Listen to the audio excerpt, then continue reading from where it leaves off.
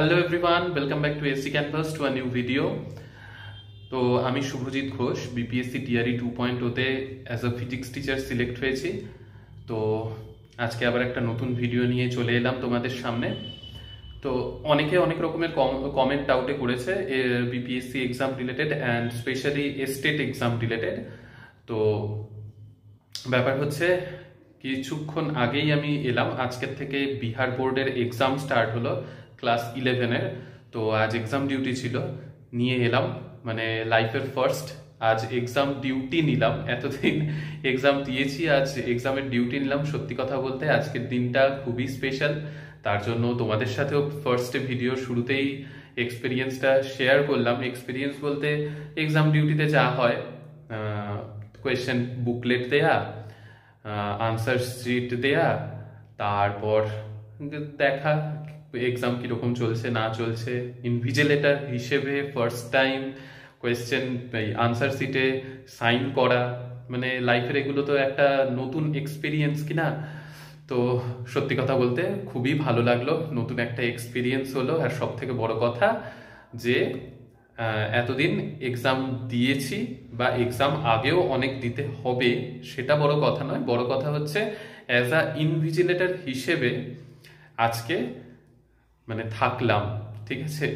তো এটা বড় কথা। আর এইখানে হচ্ছে এক্সামের নিয়মটা এরকম যে আজ ক্লাস 11-এর এক্সাম স্টার্ট হলো, তো ফার্স্ট শিফটেই আমার যে সাবজেক্ট ফিজিক্স সেটারই এক্সাম ছিল।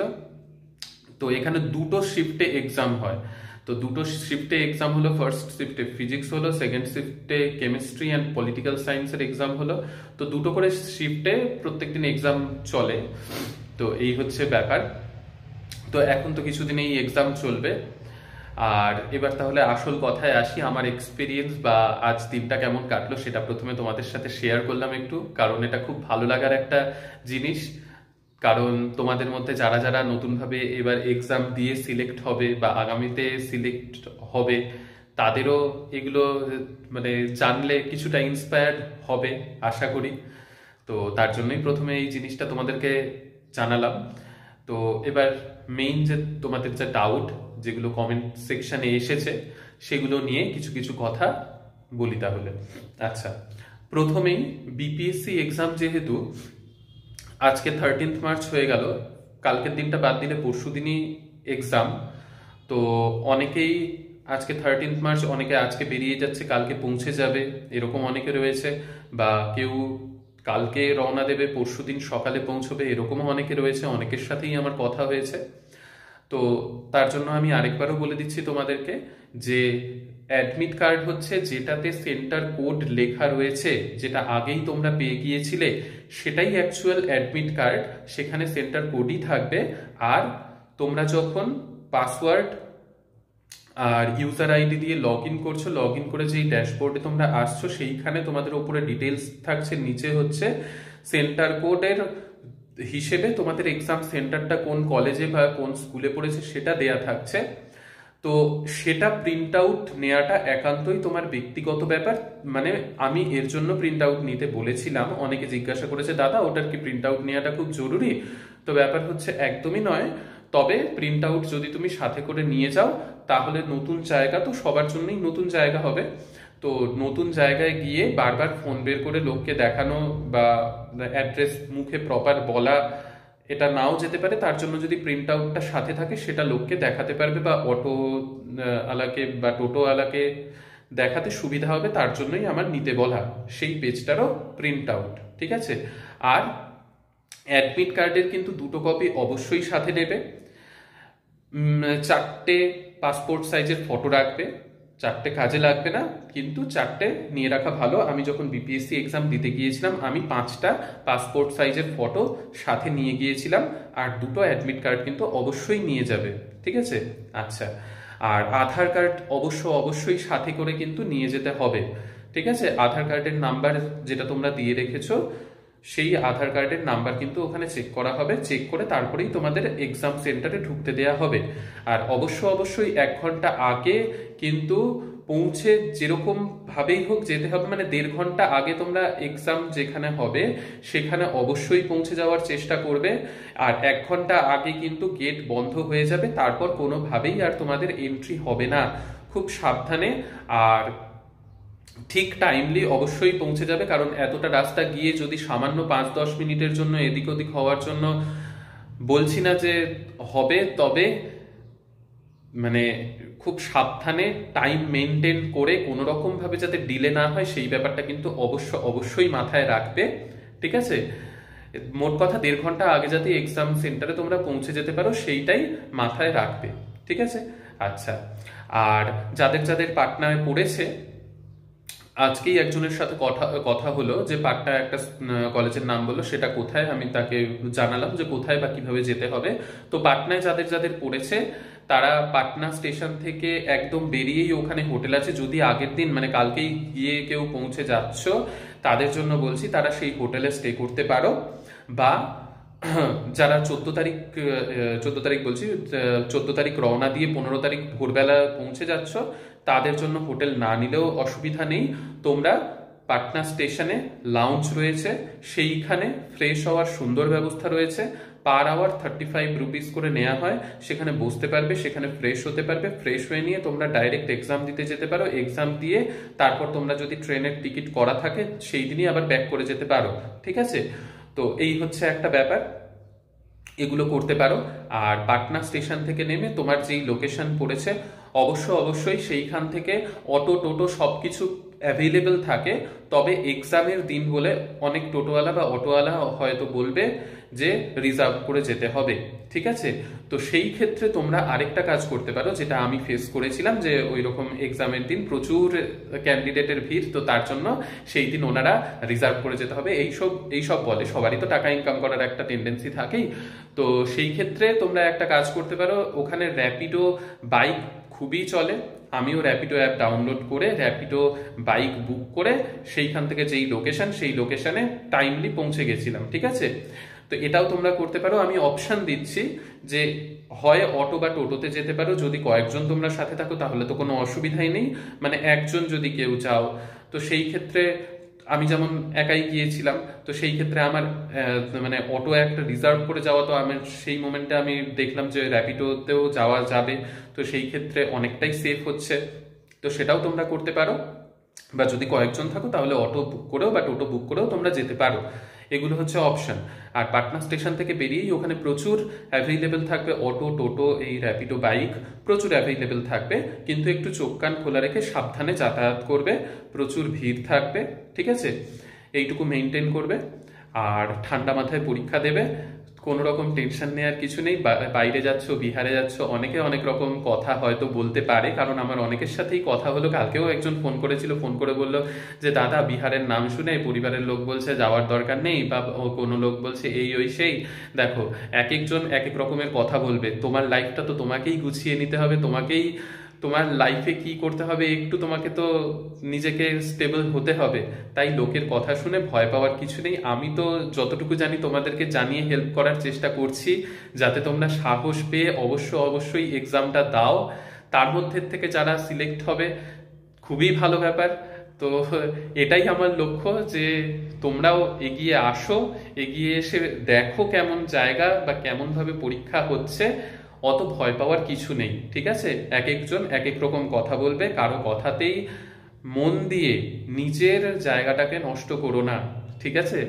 আচ্ছা, আর একজন আমাকে অনেকবারই কমেন্টে ইভেন হোয়াটসঅ্যাপেও লিখেছে, দাদা তোমার পুরো জার্নিটা শেয়ার করো। তো আমি এই জন্যই আমি এখনো পর্যন্ত সেই ভিডিওটা দিইনি, তার উদ্দেশ্যেও আমি স্পেশালি বলছি যে ভাই এখনো পর্যন্ত দিইনি, তবে আমি খুব তাড়াতাড়ি দেবো। কারণ এই 15 মার্চে যাদের এক্সাম আছে তারাও এক্সামটা দিয়ে নিক, সকলেই ফ্রি হয়ে যাক, ভালোভাবে যাতে সকলে সেটা মানে শুনতে পারে, মানে কিভাবে আমি মানে জার্নি বলতে হচ্ছে বিপিএসসি এক্সাম ক্লিয়ার করার পর তারপর এইখানে স্টেপস গুলো কি কি থাকে। কারণ ওয়েস্ট বেঙ্গলের থেকে একেবারে ডিফারেন্ট, কিন্তু ওয়েস্ট বেঙ্গলে যেরকম ভাবে এক্সাম দেওয়ার পর মানে তোমাদের হচ্ছে কোনো একটা স্কুলে জয়নিং হয়, সেই প্রসেস আর বিহারের জয়নিং এর প্রসেস স্কুলে, সেটা কিন্তু আকাশ পাতাল তফাৎ, ঠিক আছে? তো সেটা আমি অবশ্যই তোমাদের সাথে শেয়ার করব। কিছুদিন ধৈর্য ধরে নাও, 15 মার্চের এক্সামটা হয়ে যাক, সকলেই ফ্রি হয়ে যাক, সকলের জন্যই তো ভিডিওটা বানাবো, তো সকলেই ভালোভাবে তাহলে জানতে পারবে। আচ্ছা, এবার নেক্সট এস্টেট সম্পর্কে অনেকে অনেক রকম মন্তব্য করছে, কারণ বিপিএসসি টিআরই 3.0 অনেকেই দিতে পারছে না, বা ভাবছে যে দাদা শুধু বিপিএসসির কথাই বলছে, এস্টেটের কথা বলছে না, সেরকম কোনো কথা নয়। 15 মার্চে যেহেতু অনেকের এক্সাম রয়েছে, তো তাদের যা যা প্রবলেম সেগুলো আমি আগে ভিডিওতে বলে নিচ্ছি, কারণ তাদের তো এক্সাম একেবারে দোরগোড়ায় চলে এসেছে, তার জন্যই, আর কোনো কারণ নয়। এস্টেট সম্পর্কেও অবশ্যই বলবো। দেখো, এস্টেটের একটু ডিলে হচ্ছে, তার কারণ তো তোমাদেরকে আমি আগেও বলেছি বা এখনো আবার বলছি, যে বিহার বোর্ডের এক্সাম এই যে আজ থেকে শুরু হলো, যেটার আমি আজকে এক্সাম ডিউটি দিয়ে এলাম, ঠিক আছে। তো আর তারপরে 15 মার্চের এক্সামটা তাও নেওয়া হচ্ছে, 16 মার্চেরটা আপাতত পোস্টপোন করা হয়েছে, সেটাও খুব তাড়াতাড়ি নোটিফিকেশন আসবে। তো এপ্রিল মার্চ মাসের মধ্যে এক্সাম হয়ে যাওয়ার চান্স রয়েছে বিপিএসসির টিআরই 3.0 এর যে রিমেইনিং এক্সামগুলো রয়েছে 9, 10, 11, 12 সেগুলো হয়ে যাওয়ার কথা রয়েছে এপ্রিল মাসের মধ্যে। এবার এস্টেট তাহলে কবে হবে? এস্টেট আশা করা যায় যে টিআরই 3.0 এর এক্সামের পরই হওয়ার চান্স খুব বেশি। এবার মাঝখানে দেখো, ভোটের ডিক্লারেশন বা ভোট কি হচ্ছে না হচ্ছে সেটার উপর কিছুটা হয়তো ডিপেন্ড করতে পারে, কিন্তু এপ্রিল মাসের দিকে হওয়ার সম্ভাবনা বেশি। মানে মার্চ মাসে হবে না সেটা, মানে আর 7 দিনের মধ্যে যদি কোনো রকমের নোটিশ না আসে স্টেট সম্পর্কে, তাহলে মার্চ মাসে হওয়ার পসিবিলিটি খুবই কম, ঠিক আছে। তাহলে এপ্রিলের দিকেই হওয়ার চান্স খুব বেশি। এবার মাঝখানে ভোটও পড়ে যাচ্ছে, দেখা যাক। তবে অত টেনশন নিও না। হ্যাঁ, অনেকে বলছে দাদা অন্য কিছু পরীক্ষার প্রিপারেশন নিতে পারছি না এস্টেটের জন্য। দেখো, তুমি এস্টেটের জন্য প্রিপারেশন তো যা নেয়ার নিয়েছো, আর আমি হ্যাঁ আরেকটা কথাও একজন জিজ্ঞাসা করেছে, দাদা সাবজেক্ট করলেই কি এস্টেট ক্লিয়ার হয়ে যাবে? আমি বারবার বলছি, সাবজেক্ট খুব ভালো করে যদি তোমার রেডি থাকে, সাবজেক্ট নলেজ যদি ঠিকঠাক থাকে, তাহলে এস্টেট তুমি কোয়ালিফাই করে যেতে পারবে। কারণ এস্টেট তো জাস্ট কোয়ালিফাই করার জন্য, এস্টেট দিয়ে তো তোমার র্যাঙ্ক হবে না, বা এস্টেটের মার্কসের ওপর বিপিএসসির মার্কসও ডিপেন্ড করবে না, ঠিক আছে। তাই সেটা নিয়ে চিন্তার কোনো বিষয় নেই। আরেকটা বিপিএসসি রিলেটেড আমার এক্ষুনি মাথায় আসলো, একজন কমেন্ট করেছিল, সেটাও আমার জানানো খুব দরকার, যে বিপিএসসিতে ল্যাঙ্গুয়েজ যে পেপারটা থাকবে কোয়ালিফাইং নেচারের, সেইখানে কি মানে 30 মার্কসের যে থাকবে সেটার কি আলাদা করে পেপার দেয়া হবে? দেখো, এখনো পর্যন্ত একটাই পেপারের মধ্যে সব থাকে। মানে আমাদের সময় যেহেতু বেঙ্গলি পেপারটা দেয়নি, হিন্দি শুধু ছিল, আমরা হিন্দি এক্সাম দিয়েছিলাম। তোমাদের সময় আশা করা যাচ্ছে খুব বেশি যে বেঙ্গলি পেপার থাকবে, কারণ সবকিছুর প্রিপারেশন অনেক আগের থেকে চলছে। 15 মার্চের এক্সামটা আশা করা যাচ্ছে যে মানে যারা যেটা ল্যাঙ্গুয়েজ অপশন চুজ করেছে সেটাই থাকবে, চিন্তার কোনো ব্যাপার নেই। আর যদি সেটা কোনো রকম ভাবে না করতে পারে, তাহলে ল্যাঙ্গুয়েজের ওই কোয়ালিফাইং নেচারটা বন্ধ করে দেবে। তো তোমাদের জন্য যারা বেঙ্গলি অপশন চুজ করেছো, বেঙ্গলি থাকবে, তোমরা এক্সাম হলে গিয়ে দেখবে বেঙ্গলি আছে, ঠিক আছে। তো একটার মধ্যেই থাকবে বেঙ্গলি ইংলিশ 22 মার্কসের, ওটা সেকশন মানে এ এর মধ্যে ধরো সেকশন এ তে থাকলো ল্যাঙ্গুয়েজ, দেন সেকশন বি তে থাকবে তোমার জেনারেল যে পেপারটা 40 মার্কসের, ঠিক আছে। তো 30 প্লাস 40 70 হয়ে গেল। এবার বাকি 80 সেকশন সি যেটা, সেইখানে তোমার থাকবে সাবজেক্টের কোয়েশ্চেন, ঠিক আছে। তো আর হচ্ছে বেঙ্গলি যারা অপশন চুজ করেছো, সেখানে শুধু বেঙ্গলির কোয়েশ্চেন বেঙ্গলিতেই অপশন থাকবে, ইংলিশের কোয়েশ্চেনে ইংলিশে কোয়েশ্চেন ইংলিশে অপশন থাকবে। কিন্তু জেনারেল পেপার আর হচ্ছে সাবজেক্টের পেপার যেটা, সেইখানে তোমার ইংলিশে কোয়েশ্চেন থাকবে আর হিন্দিতে কোয়েশ্চেন থাকবে, ঠিক আছে। সেখানে কিন্তু বেঙ্গলির কোনো কোয়েশ্চেন থাকবে না। আশা করি সকলের যা যা ডাউট ছিল 15 মার্চ সম্পর্কে সেগুলো ক্লিয়ার হয়েছে। যদি কোনো ডাউট থেকে থাকে অবশ্যই কমেন্টে জানিও, বা এস্টেট সম্পর্কে কারো কোনো ডাউট থাকলে অবশ্যই কমেন্টে জানিও। আমি নেক্সট ভিডিওতে অবশ্যই সেগুলো ক্লিয়ার করার চেষ্টা করব।